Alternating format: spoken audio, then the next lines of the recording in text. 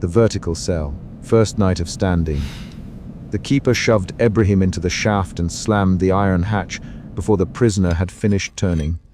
Fear sat at Ibrahim's throat. His knees locked to keep him upright against the wall. The shaft accepted his shoulders and nothing more. Stone on three sides, a slim ledge at ankle height, no floor to sit upon. The problem was immediate and precise. Remain upright or be removed, marked, and sometimes disposed. The narrator records these moments without pity. The camera of words moves in and counts details. The width of the shaft, the smear of urine down the mortar, the wound over Ibrahim's knuckle.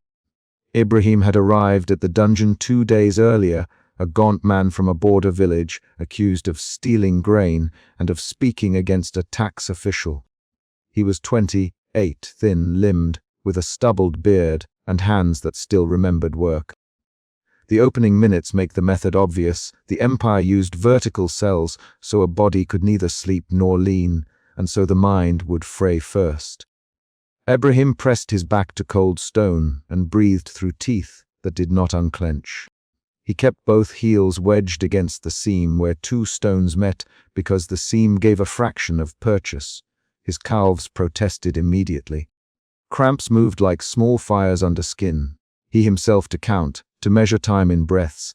Fear changed into a working caution. He tested the seam with the ball of his foot, adjusted weight by a fraction, and moved his right hand to a hairline crack for balance. That decision, where to place weight and when to shift, would become survival. Footsteps approached in the corridor. The keeper's lamp bobbed, catching a ring of iron keys. The keeper spoke once through the hatch, Ibrahim. Stay standing. We will count the days. His voice held no relish and no hurry. Ibrahim answered with a whisper that his voice could not support. Yes, keeper. I will stand. The exchange was short, mechanical, an early proof that words in this place served only to confirm measurements or record failures. The keeper left a notch of tally on the hatch with a cold iron tool and moved down the corridor. A second later, Ibrahim heard the scrape of another hatch and a muffled thud. Silence returned inside the shaft like a seal. Ibrahim focused on breathing. He flexed toe tendons and then relaxed them. He shifted weight from one heel to the other in tiny, ritualized increments, always returning to the seam. When his calves burned, he swallowed bile and counted again. Outside the shaft, the keeper kept ritual. He walked the corridor in the same slow loop each evening, lamp held low so the light did not enter the shafts. He paused at a door, drew the iron tool, and made another mark in the wood. He whispered numbers under his breath and checked a register in the drawer of a rusting stand. The keeper's actions explained the system. Punishment timed, recorded, administered without indulgence. He approached Ibrahim's hatch and looked down the slot before moving on. He noted the fresh smear on the lower stone and frowned, though he did not linger. Someone collapsed 2 shafts down. The keeper returned within an hour dragging a body that still smelled of sweat and excrement. He laid the man in the corridor and rolled the face toward the stone. Ibrahim recognized the shape of the cheekbones by memory. The man had been in a neighboring shaft for days. The keeper kicked the corpse to the side and tapped its foot, as if testing a machine. Do not lean, he told Ibrahim through the hatch, though the corpse lay inert in the corridor. Ibrahim heard the keeper speak to the body as if addressing a machine. You failed the count. You could not stand. We remove what cannot count. The voice contained no triumph, it contained calculation. Ibrahim held his breath and felt the muscles in his thighs seize. He imagined the weight of the corpse on his shoulder and then pushed that image away. Fear shifted into a new, sharper edge. Dread that endurance could end in removal, that collapse meant more than pain. Alone in the shaft, Ibrahim continued testing the tiny ledge. He slid a fingernail into the hairline crack beneath his palm and found a shallow seam. The seam would not hold his weight, but it could take a thumb and a sliver of skin. He began to scrape with a small shard loosened from his tunic, a hidden motion repeated carefully so the keeper would not hear. The action was slow. He used training learned in the fields. Make each motion brief, conserve energy, avoid noise. Fear softened into a deliberate focus. Where to place a mark that would prove he had been here. The ledge offered another small, dangerous hope. Ibrahim shifted to rest a hip, misplacing weight for the briefest count of 10 breaths. The calf spasms doubled. He hissed. He steadied himself and caught the pain in his teeth. A tiny plan formed, used the seam to rest one heel while breaking micro rest across the outer calf, then shift to the other side. If he timed the shifts to the keeper's patrol, he might get away with a few seconds of relaxation each cycle. That plan required keeping a ledger in his hands, minutes of rest marked in scratches, so later he could prove the days had been counted. The plan turned fear into a practical strategy. Night stretched. Ibrahim's mouth tasted of iron. He listened for the keeper's lamp, for the noises of other cells. Voices were muffled. He imagined the corridor as a machine whose gears were the wardens. He moved his shoulders to ease a cramp and found his shoulders raw where stone had rubbed. He thought of his wife. He had kept the name to himself, and of a boy with a constant cough. He did not allow memory to bloom. He would not feed thoughts that stole energy. Instead he measured. 4 breaths one way, 6 the other, pause, shift. Each tiny count became an action. Each action changed mood from fear to grim concentration. At the hatch, the keeper returned with a lamp that guttered. He looked down the slot and called, "Stand straight." "Show me the tally," Ibrahim answered with details. The position of his feet, the seam scratch, the shallow mark he had managed to etch with cloth. "You made a mark. The keeper. You try to cheat the tally." He jabbed the air with his key ring so the metal clicked. "We measure standing, not scratching." "You cheat standing at your peril," Ibrahim tried to explain. "Ibrahim. I held the seam. I shifted when the lamp moved." The keeper cut him off. "Do not lie to me, Ibrahim. We count by weight and by time. Your body will show you cheat." The keeper's reply was not a question but a metric. He touched the hatch where the fresh smear lay and twisted a strap on the hatch rim, tightening the pin so a prisoner could not brace outward. "We change conditions when necessary," he said. "It is not mercy. It is order." The keeper's hands smelled of oil and smoke. He leaned close to the hatch and the lamp flared against his face. "Remember the man from Shaft 3, he said. "He could not stand at dawn. He collapsed and did not wake. Keep your feet clean. Keep time." Ibrahim answered in a whisper, and then in a breathless exhale, "Ibrahim, I will stand." "Please." The keeper did not respond with words that comforted. Instead he marked another line and walked away. Left alone, Ibrahim felt the new restriction on his calves. The strap at the hatch had shaved the only hairline that allowed a micro rest. He rethought his plan. Where previously he had relied on shifting weight to the seam, he now would have to exploit the seam more carefully. Press the ball of one foot into the crack and support nothing of the heel. He tried the posture and felt a sharper burn. Fear became a calculation of pain threshold. How long until blisters burst? When would the skin split? Which position allowed the least slippage? Time blurred into small events. Ibrahim counted the keeper's footsteps as a clock. Each pass of the lamp brought temptation, a chance to move, adjust, rest. When the lamp was far away, he let muscles tremble and drift into a partial relaxation that was not sleep. His eyes closed for the briefest instants. Each instant threatened collapse. He bit down on his lip and forced breathing into a pattern that mimicked exertion. Inhale for 4, hold 2, exhale for 6. That regulated his pulse and kept dizziness at bay. Something thumped from a neighboring shaft and then silence. The keeper's lamp bobbed closer, and suddenly the corridor filled with the sound of a body sliding along stone. The keeper dragged the collapsed man past Ibrahim's hatch and into the light. The man had been upright only minutes before. Now his lips were blue at the edges. The keeper stopped and checked the man's feet with practiced hands, closed. "The keeper, he is not to be returned."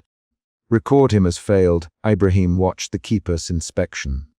The keeper ran a gloved finger along toes, opened a hand and felt the ankle. He marked a slip of parchment with a cross and nodded to a second guard in the distance. Ibrahim heard the second guard say, "Another tali, then." The keeper's answer was clipped. "Another tali." He gave up weight. He could not count. We closed the shaft. The corridor smelled of urine, sweat, and lamp oil. The keeper rolled the body on its side and left it leaning against the wall as an example. Ibrahim's hands rubbed heels again, an automatic, useless motion. He could feel a blister forming across the ball of his left foot where the seam had bitten. The pain stepped in like a new voice, sharp, precise. Fear recoiled and gave ground to anger, a quiet, controlled heat. He clenched his jaw until his teeth ached and thought of his son coughing at home.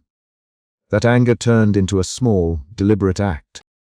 With a shard exacted from the rim of his torn tunic, Ibrahim scratched a mark under the seam where the keeper would not see.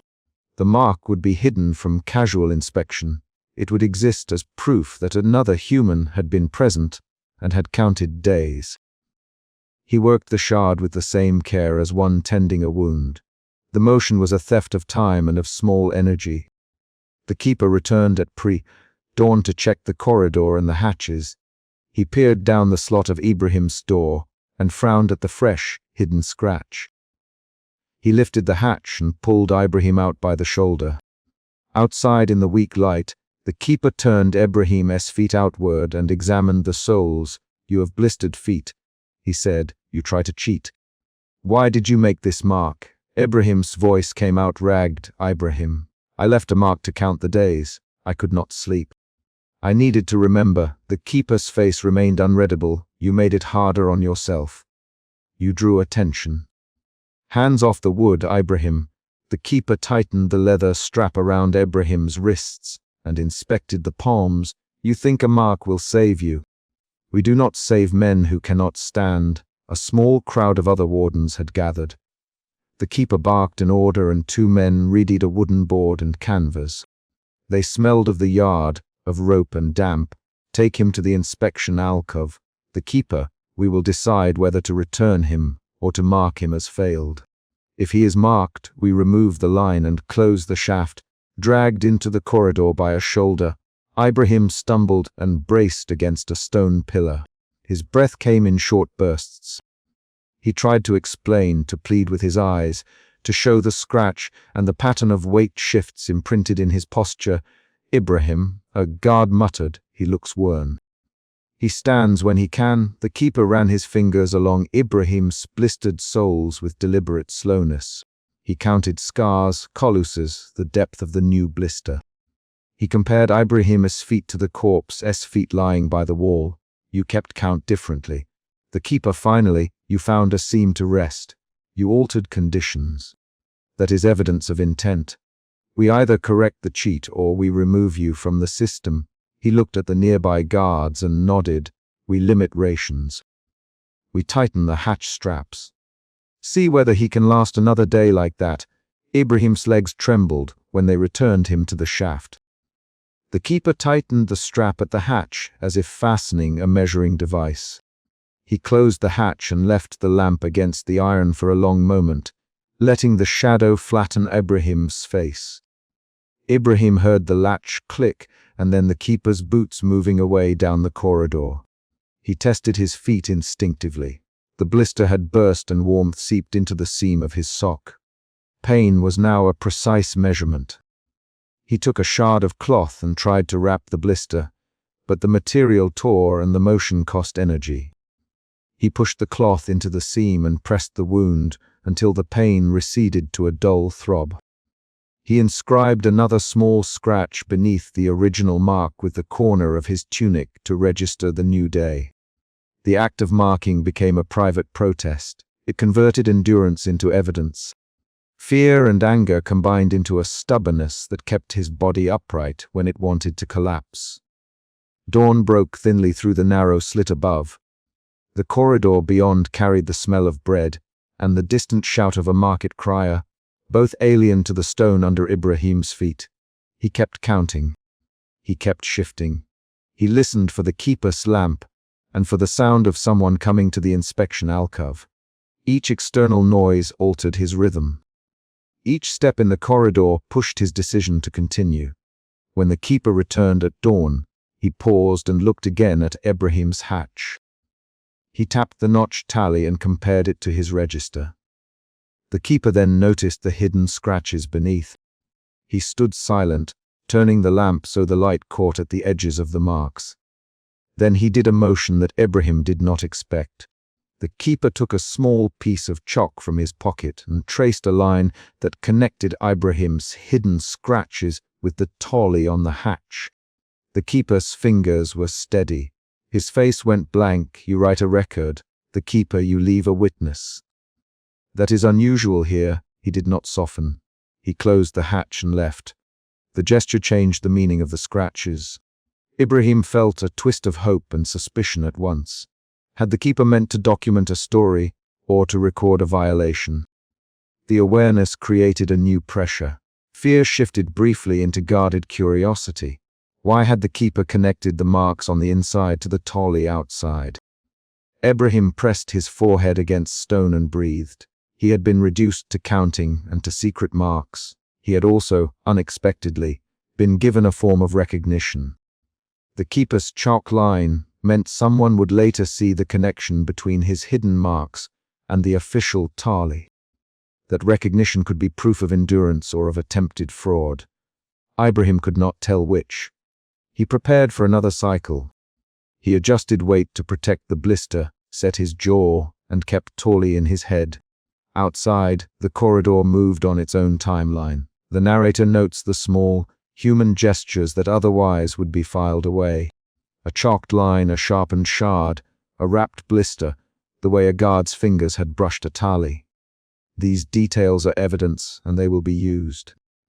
Before the keeper left the corridor for the morning round, he returned once more to Ibrahim's hatch, peered through the slot, and said, "There is a mark under the stone now. I will note it. Survive and maybe someone reads it. Fail and it is a tally in the ledger." Ibrahim's reply was short and not an appeal to mercy. "Ibrahim, I will stand. I will mark the days." The keeper's lamp swung away, and the sound of hoops and men in the yard replaced his boots. Alone again, Ibrahim scraped another small groove beneath the seam, and then, with fingers that shook, he traced the outline of an hour. He thought of his son's cough and of how quickly chores had become impossible in his village. He thought of the man whose body lay in the corridor and felt a sharp disgust at the system, at the keeper's method, and at his own body's betrayal. He concentrated on holding weight and on making a mark that would outlast his feet. The chapter ends with a ritualized decision. Ibrahim presses his hand into the seam and leaves a deep scratch as proof he was present at dawn. The keeper notes the mark and chalks it to the tally. The corpse in the corridor remains leaning against the wall. The narrator records the tally, the hidden scratch, and the decision to tighten the hatch. The final image is not a reflection on fate, but a chosen action. The keeper closes the ledger and walks away while Ibrahim, breath ragged, places his palm against the stone and waits to see whether standing will count as endurance or as failure. Measured enforcement, the second day upright. The iron hatch slammed and Ibrahim's knees gave a warning tremor as he slammed his heels against the narrow ledge to stay upright. Fear lodged at the base of his skull and pushed his jaw open in a soundless intake. He pressed his back to the cold mortar and counted heartbeats by the scrape of stone on bone. The keeper stood in the corridor, keys bright on his belt, and watched the measurement of a man the way others read a ledger. The central problem was immediate and obvious. The shaft permitted no rest, and the design punished any failure to remain vertical. Ibrahim had been shoved into that shaft the night before. The metal hatch had closed before he finished turning. He remembered the first slam as a physical fact, the catch biting metal, the brief clink of chain from the keeper's belt. He had not yet learned how to breathe in the dark without letting his shoulders seek the wall for relief. That memory guided his first choices this morning. Keep feet firm, do not let the heels slip, do not let the knees go soft. Fear shaped his posture as surely as the stone did. Dawn pushed a thin wedge of light past the corridor slit, and the keeper's shadow fell across the mouth of the shaft. The keeper, hold him straight, the words were economy. No pity, no flourish. Ibrahim tightened his calves and shifted his weight until tendon and muscle burned. The keeper placed a chalk mark at the height of Ibrahim's shoulder, then another at the strap line, precise as a craftsman marking timber for a joint. The keeper moved with ritual attention. He threaded a coarse rope at ankle height and cinched it until Ibrahim's heels were pinned to the ledge. Do not lean. The keeper, measure and report. Ibrahim answered with a rasp. His voice came as fragments, short, spare sentences. Ibrahim, he forced. I will stand. The keeper touched the chalk mark as if confirming the man matched the record. The early beat of the chapter is practical. Measure, mark, enforce. The keeper's actions converted a bodily failure into procedural proof. Ibrahim fought cramps that climbed from calves to thighs. He swallowed bile and kept his eyes fixed on a seam in the mortar to stop his head from tilting. That fixation replaced thought. When his knees threatened to fold, he hammered his heels to the ledge until the skin burned. He counted the pressure in his feet, the way the toes pressed against rough stone. A neighbor in the adjacent shaft tapped a 3, note rhythm against the wall. 2 hard strikes, a pause, 1 soft. Ibrahim responded with the same code, toe tapping twice on the ledge. The exchange lasted 3 seconds but carried the meaning of an alliance. Your cell is not an accident. The sound was muffled, but it carried proof the system extended beyond his own shaft. The presence of other prisoners altered Ibrahim's sphere into a sharper concern. He was not alone, and the keeper's system was a planned program. The keeper's methodical measurements continued. He recorded the strap position in a ledger kept under his coat. Record it properly. An inspecting officer demanded when he arrived, voice clipped and flat. The inspecting officer stepped into the corridor with a small staff and a folded sheet of paper. His boots left dull prints on flagstone. He ordered the keeper to present the method as evidence. The keeper complied by hauling the hatch wide and pulling Ibrahim toward the light so the inspecting officer could see blisters on his feet. Ibrahim's feet were raw where leather and stone had rubbed all night, skin peeled in pale sheets. Blood darkened at the edges.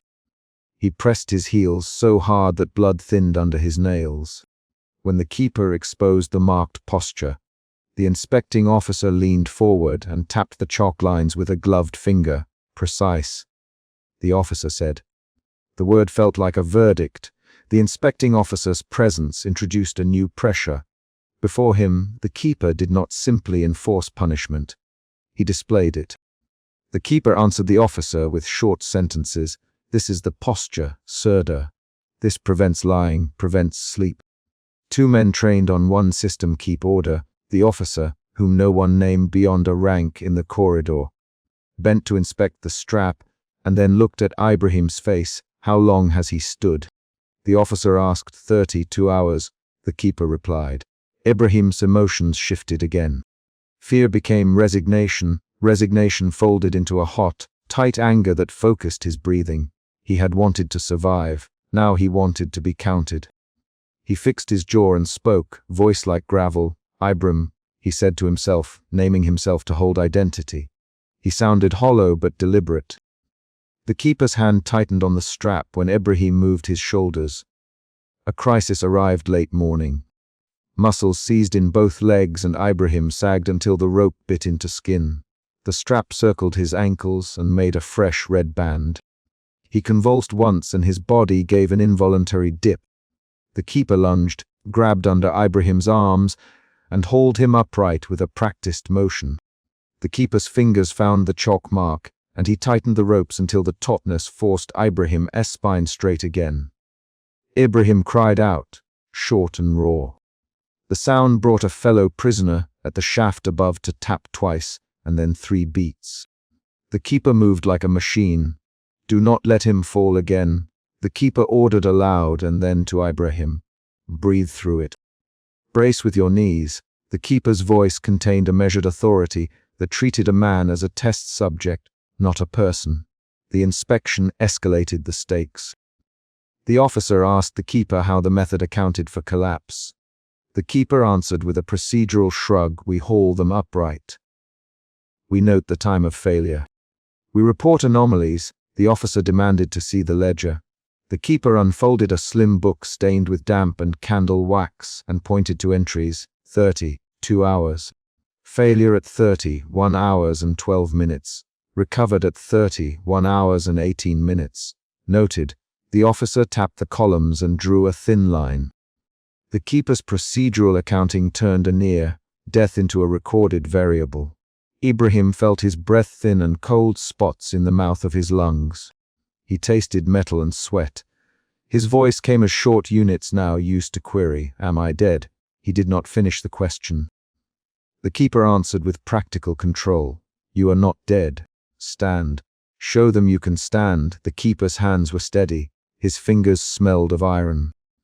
He pulled Ibrahim's shoulders back until the chalk mark matched the shoulder seam, and tightened the ankle strap again. An inspecting officer's decision loomed like an instrument. Declare the collapse a death, and the device is condemned. Declare it acceptable, and the regimen continues. The inspector studied Ibrahim's feet and then his eyes.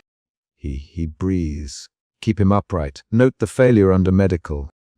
I will write a note. The keeper exhaled once and then reached for a small oil lamp pinned to his belt. He lit the wick and held the light close to Ibrahim's face, measuring changes in breathing, pupil constriction, the faint tremor in the hands. A rapid exchange of voices followed when the inspector demanded specifics and the keeper offered clinical numbers. Time, the officer said. Interval between rests. The keeper replied.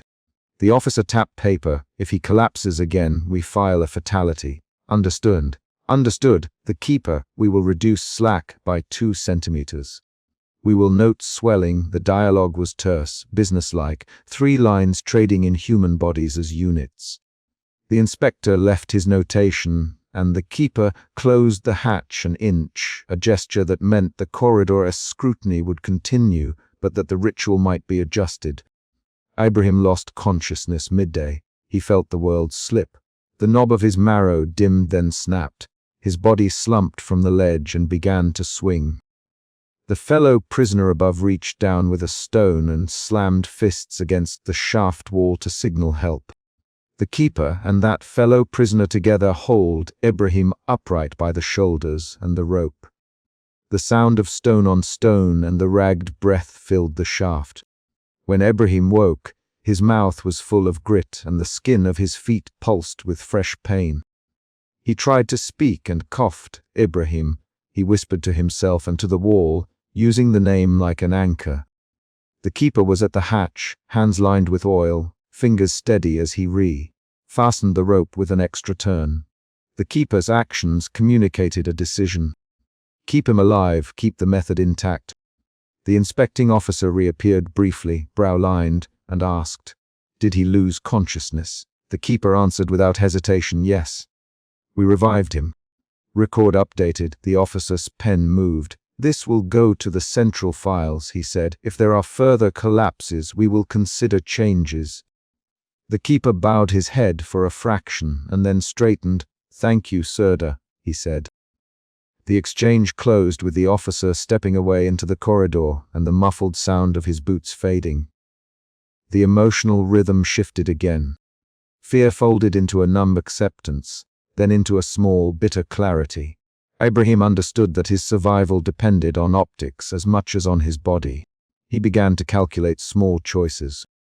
How to move without a full collapse, when to jerk a foot to signal pain, when to tighten his lips to keep speech from wasting air. He learned that small, controlled failures could be recovered and then recorded, prolonging life on paper. The keeper's ritualized cruelty adjusted but did not end. He added a second strap under the knee, tightened until Ibrahim could not bend much without the rope biting. Ibrahim's calves burned. He flexed toes until cramp became agony. The keeper checked the ledger one last time and marked the hour. "We keep him upright." the keeper to the corridor after the officer left.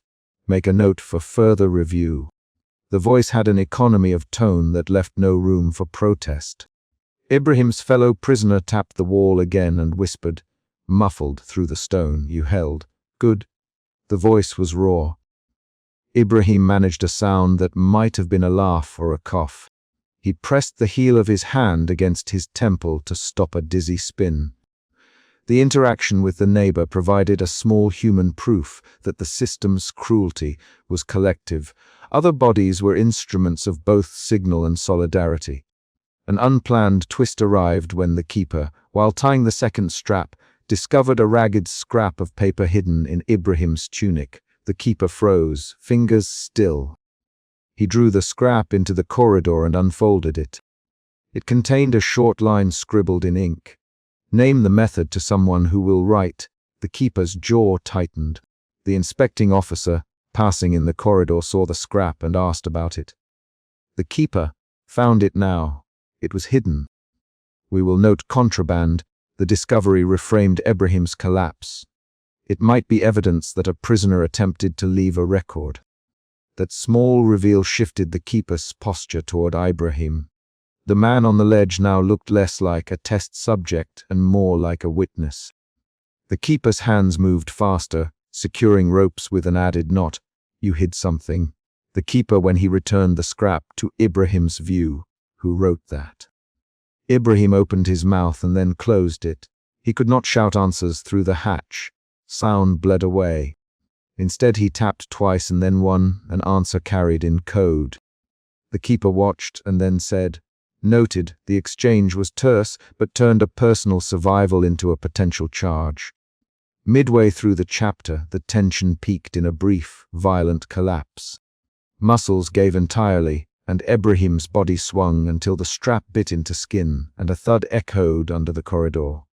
The keeper and the neighbor pulled, voices overlapping. Hold. Brace. Bree! Sound compressed to a single urgent pulse. For a moment the shaft was all motion and smell, sweat, iron, hot breath, and then the keeper found the chalk line and forced Ibrahim upright again. That moment became the chapter's mini cliffhanger. Would the inspecting officer declare the method a lethal design? The inspector re-entered, face unreadable. He checked notes and then asked the keeper one direct question. Could you save him if he dies? The keeper answered, steady as a machine. We log it. We report it. We measure the cause. The inspector closed his folder. Record will decide. He left. The corridor absorbed his footsteps and then silence returned. The decision to continue the regimen belonged temporarily to the ledger. Ibrahim's reactions continued to show in small, physical details rather than speeches. He rubbed heels with the pads of his thumbs to move swollen skin, chewed at a loose tooth to stop his jaw from clicking, blinked long to keep his eyes lubricated. He listened for the keeper's keys and the neighbor's taps. Each action was a strategy. He kept naming himself to the wall, Ibrahim, to maintain an identity the keeper could not record away. The keeper finished his adjustments and, with a final, practical motion, backed away from the hatch. He left the oil lamp burning low and closed the corridor door until only a sliver of light reached the shaft. The inspecting officer folded his sheet and walked away down the corridor. The keeper tightened the ankle strap 2 centimeters, and then another half-turn. Ibrahim's knees protested. He forced them to lock. The mechanical decision had been made. The system would stand as modified rather than be abolished. The chapter closes on that concrete beat. The keeper wound the rope once more and hammered the knot home. The inspecting officer's footsteps faded. Ibrahim pressed both hands to the wall, fingers clawing into mortar that scraped his skin. He held his posture because the keeper expected it, and because the ledger now recorded his survival. The keeper turned his back, walked toward the inner door, and the corridor swallowed his keys' jangle. The inspecting officer closed his paper and left the corridor, and the keeper tightened the strap and stepped away. The keeper tightened the strap and the inspector walked away with a cold notation, leaving upright survival in place. Final vigil, the breaking and the mark. The keeper slammed the hourglass onto the slate and said, "Double it." Fear lodged behind Ibrahim's teeth as the sand began its slow fall. The word hit like a weight on a chest already raw from nights of forced standing. The keeper did not wait for protest. He tapped the glass with a gloved finger, eyes flat, and turned the list toward the corridor like a judge announcing a sentence. Ibrahim pressed his heels harder to the ankle ledge and felt the old trimmer climb his calves. He had been shoved into that narrow shaft 3 nights before. He had felt the hatch slam while his knees jerked to lock him upright. That memory sat as fact. Iron hatch, stone walls on 3 sides, a slim ledge at ankle height, and no place to rest. Fear was the engine that kept him upright then. Fear kept him breathing now. The keeper spoke again. Names on the slate remain. "Stand until I say otherwise." He set the hourglass face up and walked away, lamp bobbing at his hip. The announcement made the central problem clear. Ibrahim had hours left and a slate of names carved in his mind and on the stone. Either he survived long enough to finish the mark that would expose those names, or he died with them. That concrete choice, hold to life to leave evidence or let the body fail, drove every movement that followed. The corridor smelled of damp oil and iron. The keeper's coat scraped the stones as he left. The sound counted off each minute. Ibrahim's jaw clenched. He pushed the heel of one foot against the narrow ledge and felt the skin split in a thin, hot line. He swallowed. Each swallow strained at muscles already screaming. He began to scratch. He used a chip of mortar.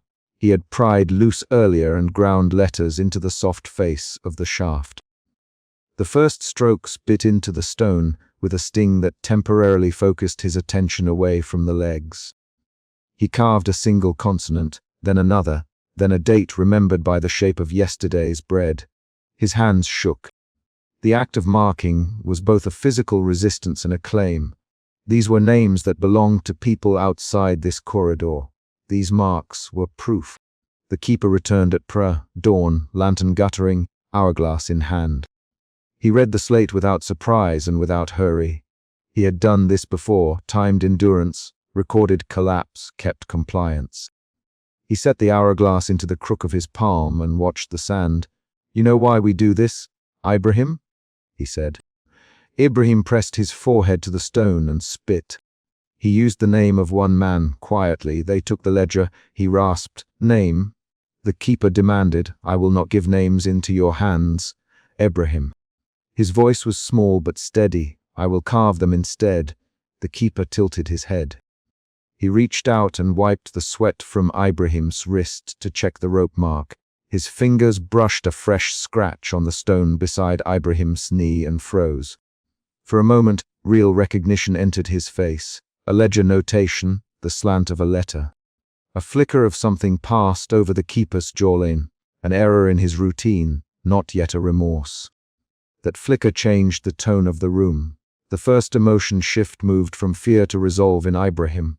Fear had driven him to stand. Resolve drove his hands now. He pressed the chip harder, shaping letters faster. He counted the motions of carving like a man marking breaths. "Where did you learn to write like that?" "The keeper, from a clerk I once fed when the prison stores were full." Ibrahim. The keeper, not a question. He watched the carved letters, and then the ring on Ibrahim's finger, threadbare and tight with sweat. "You know the names will ruin men higher than I am." Ibrahim's lips moved, but he did not say a name. He used a fist to bail out a letter he couldn't finish and crammed the chip back into his hand. His breathing came in snaps. He felt the second emotional shift then. Resolve softened into a brittle defiance. He would not trade the carved names for an early mercy. The keeper lifted the hourglass and began to mark time out loud, slow numbers for each rotation of the glass. Ibrahim watched the sand, matching it with the scrape of his chip. The ritual of counting made the corridor a machine.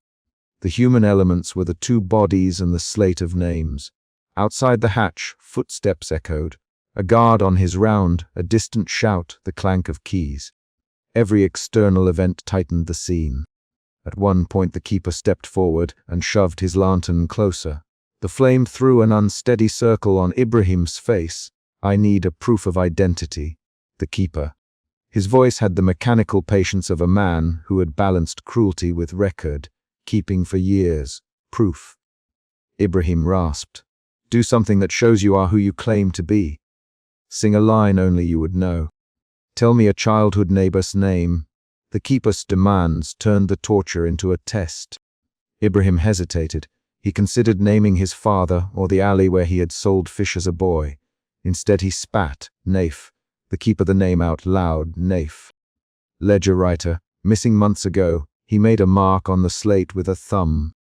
The third emotion shift arrived then. Defiance peeled back into a cold calculation in both men. Ibrahim now used partial truths to protect other names while proving identity in pieces. The keeper resumed his ritual. He set the hourglass on the stone rim and measured Ibrahim with a slow, clinical count. He demanded the man press the soles of his feet harder on the ledge. Ibrahim did as asked. The pressure in his calves changed from a dull burn to spasms. He grunted. He hissed a short prayer under his breath to anyone who might carry the mark out. The mid-chapter surprise arrived when the keeper wiped Ibrahim's wrist again and found a new carving deeper and fresher than the first set. He crouched and read a full name. He set the hourglass on its side and turned toward Ibrahim. "You made this?" he asked. Ibrahim coughed. Blood spattered on the shaft and his hand slipped. "Yes. I could not bear the thought that they would forget," he said. The keeper nothing. He touched the letters with a finger, the callus of his fingertip grazing the indent. For the first time, his procedural voice cracked. He did not speak of mercy. He spoke of consequences. "If these names reach the wrong table, Ibrahim, you and I both will be asked questions we cannot answer." He wrapped his thumb around the hourglass and let the sand run again. The keeper's hesitation turned into a small test. He slid the slate closer and demanded Ibrahim add one more name, a name that would pin the chain to a known official. Ibrahim's hand shook when he refused. He shoved the chip against the stone and carved a different set of letters, ones connected to the ledger clerk, not the high official the keeper wanted.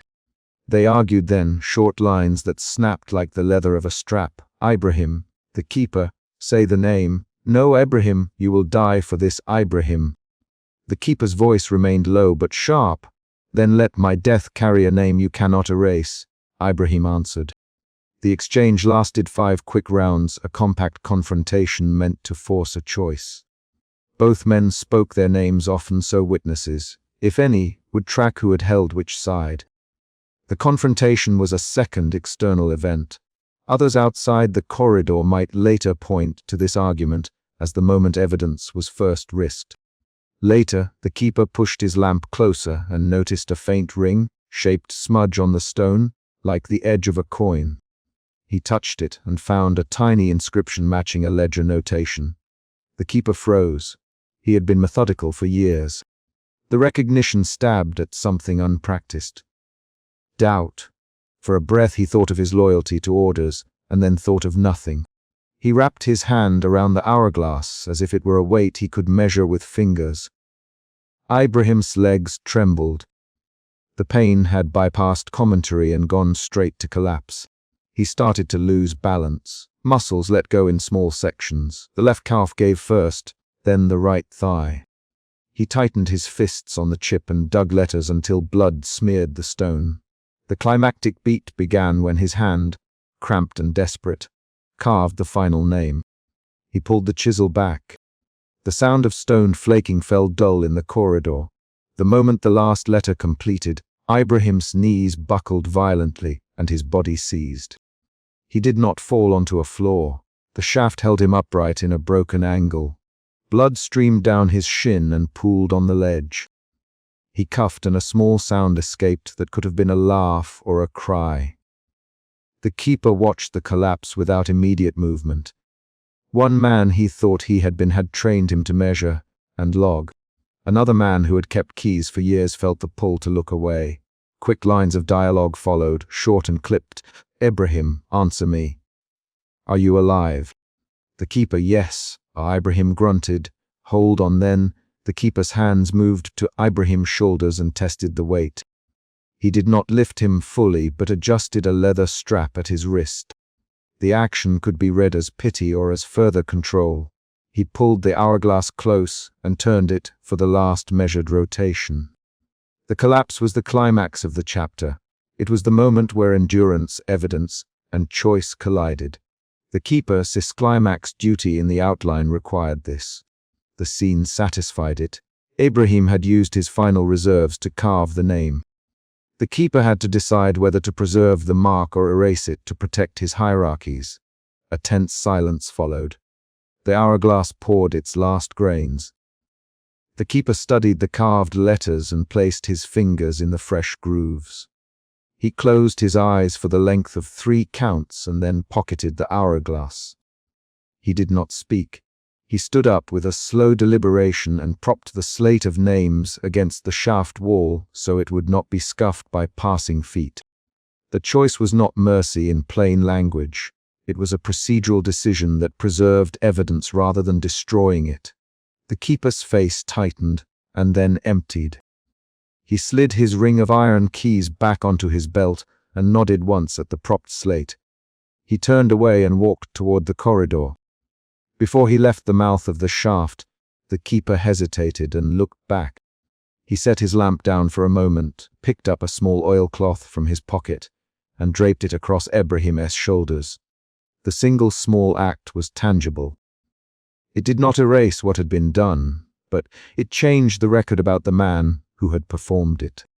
Outside, the dawn began to slice along the corridor in a thin, white line that hit flagstone and lantern wax. The narrator arrived at that hour. He had been walking the prison records since before sunrise, and his role was to note outcomes. He knelt at the shaft mouth, noted the carved name, the half-empty hourglass, and the single threadbare sandal that lay askew on the stone. "What is it?" The narrator, his voice flat and precise. The keeper did not look at him. "A list left by a man who refused to speak," he said. The narrator crouched and ran a fingertip along the carved letters. He read the name aloud with a factual cadence. He then reached for the hourglass the keeper had tucked into his pocket and handed it over. He turned it between his hands and measured the sand left, as if it were evidence on a desk.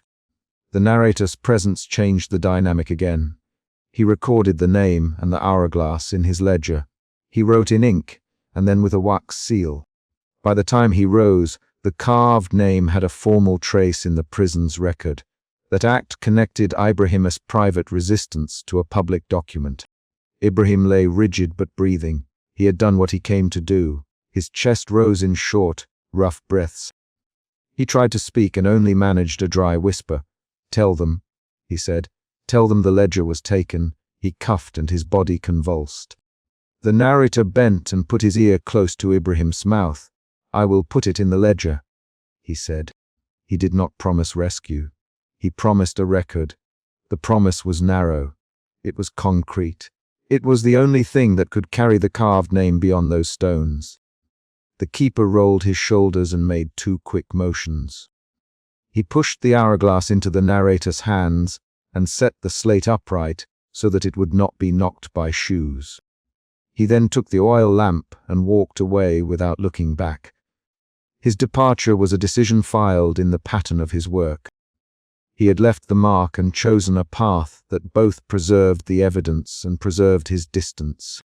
The narrator closed the hatch behind the keeper for a moment to blot the corridor sound. He wrote a line in a ledger. Carved name, half-empty hourglass, sandal present, prisoner alive but critical. He set the wax and pressed. He then slid the slate into a canvas wrap and folded it into his coat. The action was deliberate. It was a removal of risk and a protection of the mark. An external event occurred then. A patrol approaching from the outer gate came into his line of sight.